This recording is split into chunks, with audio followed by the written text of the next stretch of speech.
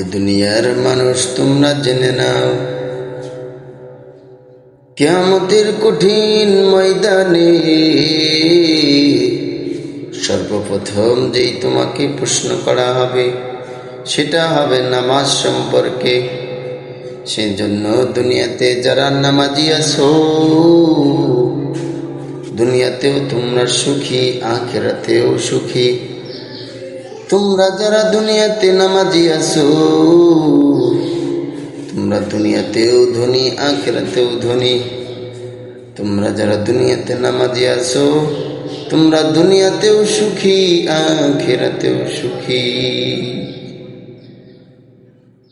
তোমরা নামাজিরা দুনিয়ার আলিশান গাড়ির দিকে তাকাইও না, আলিশান বাড়ির দিকে তাকাইও না।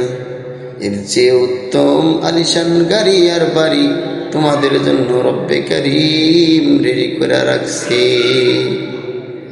সেই রবের দিদারের জন্য তোমরা যারা রবকে না দেখে সিজদায় অবনত হয়ে তোমরা যখন রব্বে কারীমকে বলো সুবহান রাব্বিয়াল আ'লা, আল্লাহ সুবহানাহু ওয়া তাআলা খুশি হয়ে যায়, আল্লাহ পাক খুশি হয়ে যায়।